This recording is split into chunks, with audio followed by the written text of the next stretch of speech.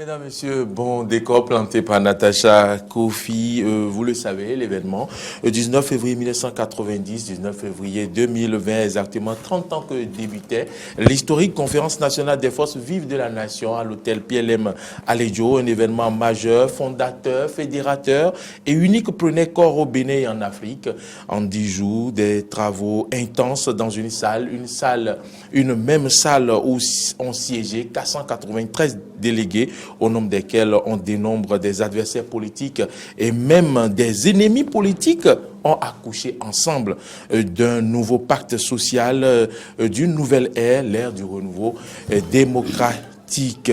Et donc, comme le disait le général Mathieu Kérékou, vous vous êtes jamais demandé pourquoi sommes-nous allés à la conférence nationale. Et donc, pour en parler aujourd'hui, 30 ans, jour pour jour, nous avons invité pour vous le professeur Léon Bani Biobigou. Il est professeur titulaire de géographie humaine, enseignant-chercheur, ancien premier vice-président de l'Assemblée nationale. Honorable professeur Biobigou, j'ai envie de dire bonjour. Bonjour, chers frères et amis Mourim, merci de m'avoir invité. Merci d'avoir accepté notre invitation. C'est à nous de vous remercier, professeur. Dites-nous, apportez-nous une réponse, une lumière à cette question. Le général Mathieu Kérékou l'a dit. Est-ce que vous vous êtes jamais posé la question de savoir pourquoi sommes-nous allés à l'Assemblée, à la conférence nationale? Absolument. Professeur, pourquoi sommes-nous allés à la conférence nationale? Oui, pourquoi nous sommes allés à la conférence? C'est par rapport aux événements liés à notre histoire de l'époque. Vous savez, lorsqu'il y a eu le coup d'État le 26 octobre 1972, on a connu 2 ans, n'est-ce pas, de régime militaire avant d'en arriver justement à l'adoption du parti unique avec comme idéologie le marxisme-léninisme. Et cela donc de 72 à 90, ça fait 18 ans.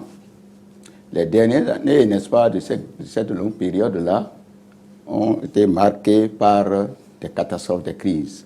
Pourquoi on est allé?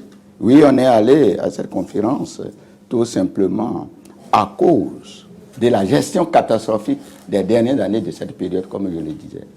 On a constaté quoi? Le chaos sur le plan économique. On a constaté quoi? Ce chaos sur le plan économique, ça a eu comme conséquence directe les grèves généralisées, où le pays est complètement bloqué. Tous les établissements étaient fermés. On a connu ce qu'on appelait l'année blanche. Donc, le pays était complètement asphyxié pratiquement. On a failli, je dis bien, on a failli à la remise en cause de l'État. La question de l'unité nationale était en cause. Qu'est-ce qu'il faut faire? Et c'est en cela que le génie créateur des Béninois, de l'intérieur comme de l'extérieur, dit mais qu'est-ce que nous devons faire? Et la seule solution trouvée, c'est de pouvoir dire asseyons-nous, regardons-nous, dialoguons, échangeons, écoutons-nous, qu'est-ce qui se passe? Et que chacun apporte, n'est-ce pas, sa part de vérité. Chacun apporte son grain de sel pour que tout ce que nous constatons, qu'il y ait des sorties de crise. Et par rapport à cela, vous savez très bien, les gens sont restés 4, 5 mois, 6 mois sans salaire. À l'époque, les gens étaient même prêts à accepter la moitié de leur salaire. Oui, ils étaient prêts à accepter la moitié de leur salaire. Mais même là encore, cette moitié, on ne peut même plus trouver. Alors c'est ce qui a amené à cette catastrophe-là au niveau social. Et pour pouvoir sauver le pays, pour ne pas franchir le pas fatidique, à savoir la guerre civile, et c'est ce qui s'est passé, et c'est que nous avons baptisé là, la conférence nationale, à savoir toutes les structures politiques, sociales, organes de n'importe quel soient associés, appelés pour s'asseoir. Nous voici face à notre destin. Que faisons-nous? Et chacun, par sa manière, chacun selon sa connaissance du milieu, chacun selon ses suggestions, on s'est écouté. Donc le dialogue a prévalu pour que justement on en arrive à trouver une solution. Donc voilà les raisons. C'est la mauvaise gestion, la catastrophe au niveau de la gestion politique et économique et qui ont abouti à des conséquences sociales graves. C'est ce qui est à la base de cette conférence-là. Merci, professeur, pour cette précision. Vous avez écouté quelques messages forts tout à l'heure, avant qu'on ne débute ce débat. Oui. Le président Mathieu Kérékou disait que ce n'est pas une affaire de philosophe quand on veut régler ce genre de problème. Dites-nous, que représente pour vous le général Mathieu Kérékou? Ça, c'est un grand homme. Oui, comme être humain, il a ses faiblesses, il a ses côtés faibles, il a ses très forts. Il n'y a pas un homme qui soit parfait, il n'y a pas de saint sur la terre. Mais je dis, c'est un grand homme. Vous avez bien entendu ce qu'il a dit. Avec fermeté, c'est question qui a la notion de l'État. Ça sert à quoi? De persister dans ce qu'on considère comme erreur pour pouvoir perdre la vie, sa vie, ou perdre la vie aux autres. Et c'est ce qui se passe ailleurs, je vais citer des pays. L'égoïsme, le regard du pays par rapport à ce qu'on peut en tirer comme intérêt ou bénéfice, moins par rapport à ce que représente le peuple. C'est un grand homme. Non seulement je le dis parce que j'ai eu la chance au moins d'avoir travaillé à ses côtés au moins pendant 2 ans, au moins. Parce que tout ce qui a été fait au bout du rouleau, c'était le seul finalement, cette décision, il pouvait dire, faire comme s'il n'entendait pas la douleur, les cris des populations, la douleur des populations. À un moment donné, il a pris ses responsabilités et il a expliqué clairement. Pour moi, le général Mathieu Kérékou, c'est un grand homme. Historiquement parlant, on va pouvoir le connaître à travers ses côtés faibles, mais à travers ce qu'il a été pour nous, pour sauver la nation béninoise à un moment donné de son histoire. Professeur, les Béninois, pour la plupart qui empruntaient ce chemin de la conférence nationale, croyaient-ils que c'est de cette assise que jaillira la lumière du renouveau démocratique? Absolument, absolument. Il y avait cet élément. Vous en étiez convaincu? J'étais convaincu parce qu'il n'y avait plus d'autre solution. Qui pouvait s'asseoir pour parler? Si on n'amenait pas les peuples béninois à s'asseoir, à se regarder, à s'écouter, à dialoguer, parce que rien ne peut sortir sans dialogue. Voilà pourquoi la conférence nationale ayant permis à chaque structure organisée de l'époque, à chaque composante de notre société, de venir s'exprimer. Ce qui le ronge, si vous n'empêchez à quelqu'un de s'exprimer et vous pensez pouvoir régler son problème, vous mentez. Il faut le laisser s'exprimer. Et écouter, développer le dialogue. L'écoute. J'ai dit bien le dialogue, l'écoute. C'est le chemin royal, n'est-ce pas, pour une entente. Et pour moi, en tout cas, à l'époque, par rapport aux conditions psychologiques et politiques de l'époque, il n'y avait que ça. Et il n'y avait plus rien d'autre. La preuve, que les gens ont tenté tout, de cela, ça n'a pas marché. Mais une fois qu'on a dit, assoyons-nous, tous ceux qui parlaient à gauche, à droite et tout ça, retrouvons-nous ensemble.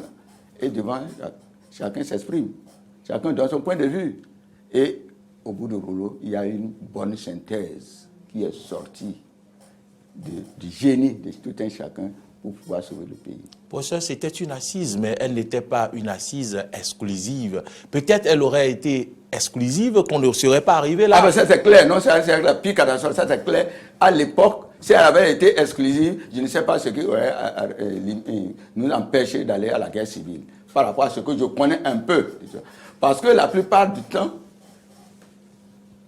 beaucoup de gens qui détiennent une parcelle de pouvoir dans ce pays-là minimisent l'importance de notre passé historique. C'est ça. L'importance du passé de chaque peuple.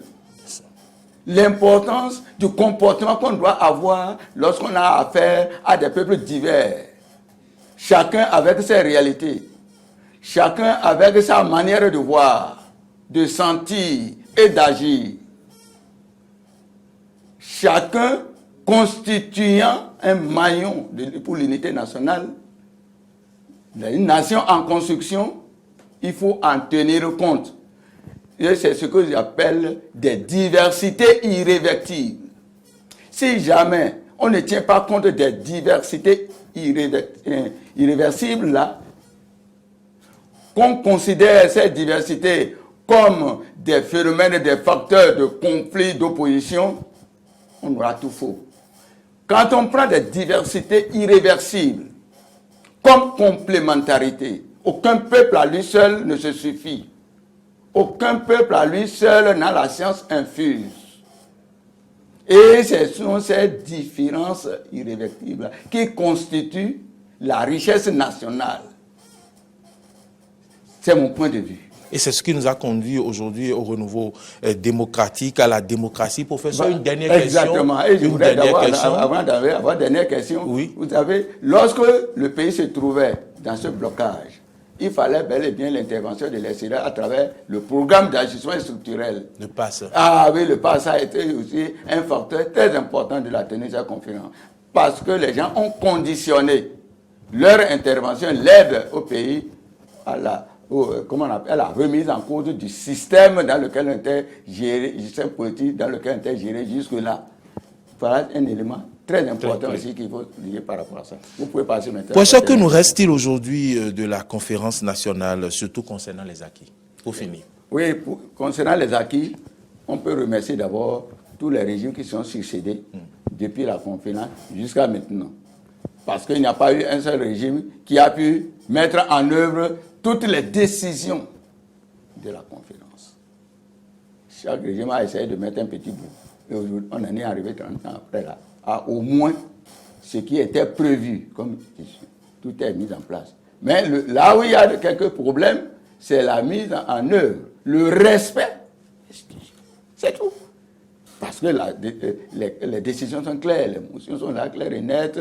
Tout ce que la Constitution et comment on appelle les décisions prises au niveau de la conférence, tout a été mis en compte. Mais c'est là. Et c'est en cela que, quand par exemple, vous parlez, vous avez parlé de palais, voilà. De l'hôtel Pierre Aledjo. Oui. Ah, voilà. Voilà quelque chose aujourd'hui qui devrait être déjà pour le pays un label pour générer des ressources. Mais ce lieu-là, c'est devenu comme un lieu, c'est comme un lieu sacré. C'est à Pelem que la 3e Assemblée nationale, révolutionnaire est tenue pour aller dans le sens de ce qui devait pouvoir aboutir à la conférence nationale. Et comme par hasard, c'est encore à ce même endroit que cette conférence, qui est un événement majeur, qui a sauvé le pays des catastrophes, des pires catastrophes, ça s'est tenu. Alors ce lieu-là devenait un lieu sacré pour le Bénin, pour notre pays. C'est un lieu sacré. Ce qui n'est pas le cas. Et là, sincèrement, je le dis, et je le dis oui, fois parce que je suis citoyen, quand ça me fait mal, pourquoi ne prend pas l'exemple des autres pays? Pourquoi les gens n'ont pas, les Européens qui ont évolué, pourquoi ils n'ont pas détruit leur passé à travers les différents musées qu'ils ont eu à construire? Ils auraient pu les balayer. Tout à fait. Non, c'est un regard, c'est une autre attitude, c'est comment on appelle, pour ce lieu-là, on devrait avoir un autre regard du point de vue de notre passé. Parce que je le dis très souvent, chaque fois que j'ai l'occasion de parler, oui. Un peuple qui veut avancer, doit assumer son passé. Doit connaître son passé et l'assumer. Un peuple ne doit pas avoir honte de son passé. Qui a peur, qui a honte de son passé, qui n'assume pas son passé, difficilement peut avoir un avenir rassurant. Professeur, nous avons largement abusé du temps qui nous est imparti. Oui. Cette constitution a été sauvegardée plusieurs années. Elle a été récemment toilettée et les fondamentaux n'ont pas été touchés. Comme le dirait l'autre, le verrou d'âge, limitation d'âge de 110 ans n'a pas été sauté. Également le nombre de mandats. Professeur, votre mot de fin. Mon mot de fin est...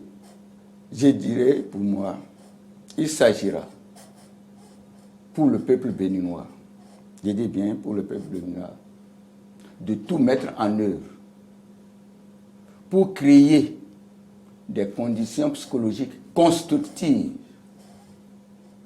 pour que les citoyens, les patriotes du sud au nord, de l'est à l'ouest, ce qu'ils souhaitent.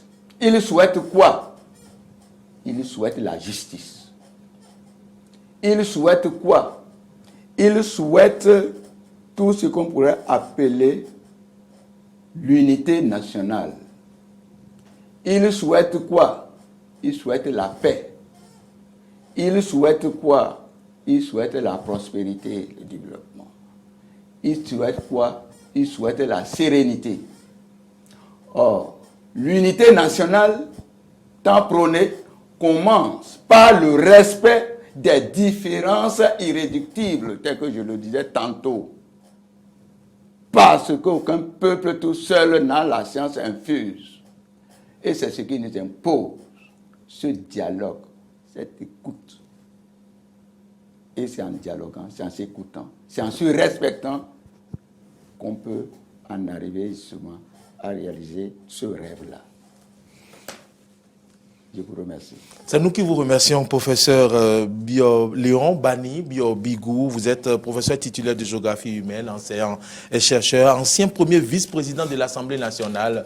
Vous vous êtes réveillé tôt pour venir vous prêter à nos questions. Merci beaucoup pour l'amour de la patrie. Merci, professeur, pour avoir accepté notre invitation. Mesdames, Messieurs, nous avons abusé du temps. Merci, Natacha Kofi, pour l'indulgence et merci donc à toutes et à tous de nous avoir suivis.